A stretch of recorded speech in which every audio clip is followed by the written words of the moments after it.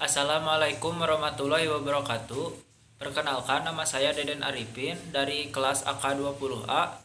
Di sini saya akan menjelaskan tentang tingkatan manajemen, yang mana untuk memenuhi tugas mata kuliah Sistem Informasi Manajemen sesi 7. Oke, langsung saja ke pembahasan.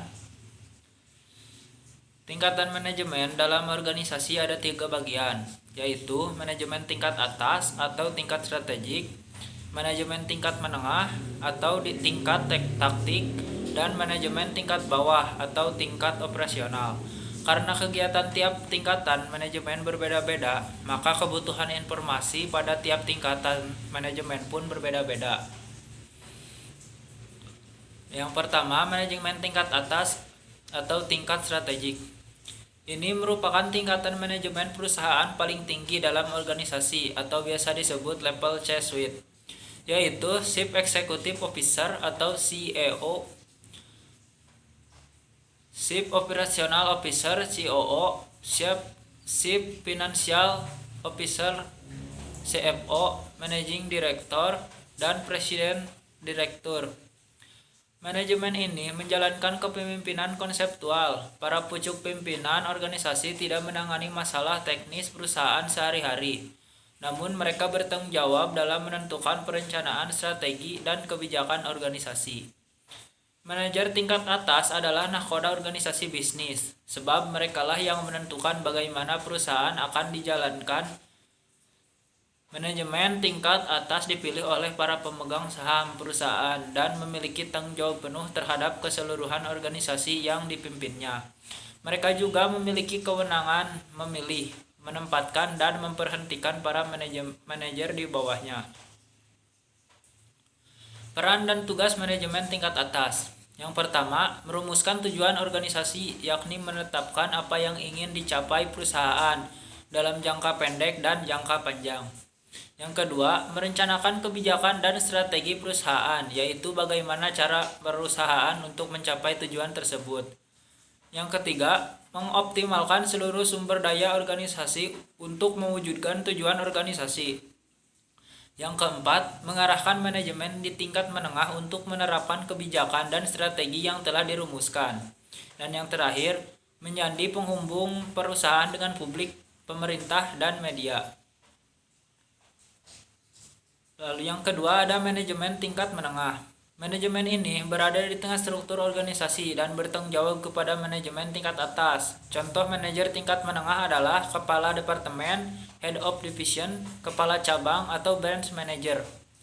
Jika pucuk pimpinan merancang strategi dan kebijakan, maka manajer tingkat menengah bertugas untuk merealisasikan kebijakan tersebut ke dalam rencana divisi, misalnya menyusun target secara spesifik dan konkret. Manajemen tingkat menengah wajib menguasai keterampilan operasional dalam mengelola departemen atau cabang. Manajer level menengah juga bertanggung jawab mengelola dan mengarahkan manajer tingkat bawah. Mereka menjadi penghubung dan komunikator antara manajemen puncak dengan manajemen bawah, yaitu menyampaikan kebijakan dari atas ke bawah dan sebaliknya, menyuarakan feedback dari manajer di bawah ke atas. Peran dan tugas manajemen tingkat menengah antara lain membantu dan memotivasi manajer tingkat bawah mencapai target bisnis. Yang kedua, memberikan saran dan rekomendasi ke top level manajemen. Yang ketiga, memberikan laporan perkembangan operasional departemen atau cabang ke manajer tingkat atas.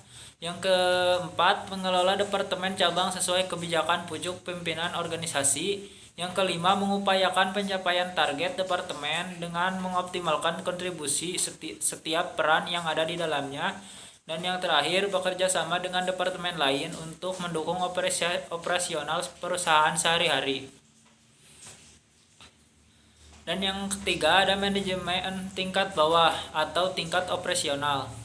Tingkatan manajemen perusahaan ini berada di struktur paling bawah, sehingga tidak membawahi manajer lain. Mereka mengelola staf secara langsung, serta bertanggung jawab memberikan supervisi dan pengarahan kepada pekerja dalam kegiatan operasional bisnis. Manajemen tingkat bawah punya wewenang terbatas dan bertanggung jawab kepada manajer tingkat menengah. Untuk menjalankan peran ini, mereka butuh menguasai keterampilan teknis serta kemampuan dalam memimpin dan mengorganisir pekerja. Contoh, manajer level bawah adalah supervisor, office manager, section manager, dan mandor. Nah, adapun peran dan tugas manajemen tingkat bawah, yang pertama, menjaga kualitas produksi atau layanan sesuai standar yang diterapkan. Yang kedua, menyediakan lingkungan kerja yang mendukung dan aman bagi setiap karyawan. Yang ketiga, memberikan bantuan pemecahan masalah karyawan dalam pekerjaan teknis, menyerap keluhan pekerja dan menyampaikan ke manajemen tingkat menengah sekaligus memberikan saran dan masukan. Selanjutnya, memotivasi karyawan dan mendorong kinerja tim lebih baik. Dan yang terakhir, menyelesaikan konflik yang muncul antara anggota tim. Tipe informasi. Berikut adalah laporan-laporan dari sistem mengenai manajemen memberikan informasi permasalahan-permasalahan yang terjadi dalam organisasi untuk menjadi suatu bukti yang berguna dalam menentukan tindakan yang diambil. Sistem informasi dapat menyediakan 3 macam tipe informasi, masing-masing berbeda untuk tingkatan manajemen, mempunyai arti berbeda sebagai berikut. Informasi pemecah masalah, problem solving information. Informasi pemecah masalah atau problem solving information merupakan informasi untuk membantu manajer atas mengambil keputusan memecahkan permasalahan yang dihadapinya. Informasi ini untuk menjawab pertanyaan berikut. Of the several of ways of doing the job, which is the best? Manakah yang terbaik dari beberapa cara melakukan pekerjaan? Problem solving biasanya dihubungkan dengan keputusan-keputusan yang tidak berulang-ulang, serta situasi yang membutuhkan analisis yang dilakukan oleh manajemen tingkat atas. Yang kedua, ada informasi pengarahan perhatian atau attention directing information. Informasi pengarah perhatian atau attention direction information merupakan informasi untuk membantu manajemen memusatkan perhatian pada masalah-masalah yang menyimpang, ketidakberesan, ketidakefisienan, dan kesempatan-kesempatan yang dapat dilakukan. Informasi ini untuk menjawab pertanyaan berikut. What problem should I look to? Permasalahan apakah yang seharusnya saya amati? Informasi ini akan melihat penyimpangan untuk membantu manajemen menengah penyimpangan yang terjadi. Informasi pengumpul data atau score keeping information.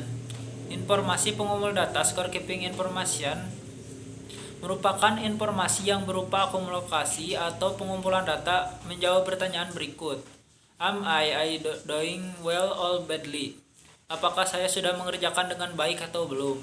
Informasi ini berguna bagi manajer bawah untuk mengevaluasi kinerja personel-personelnya.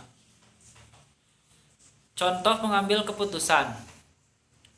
Keputusan yang tidak terjadi berulang-ulang dan tidak selalu terjadi. Keputusan ini terjadi di manajemen tingkat atas. Informasi untuk mengambil keputusan tidak terstruktur, tidak mudah untuk didapatkan dan tidak mudah tersedia dan biasanya berasal dari lingkungan luar.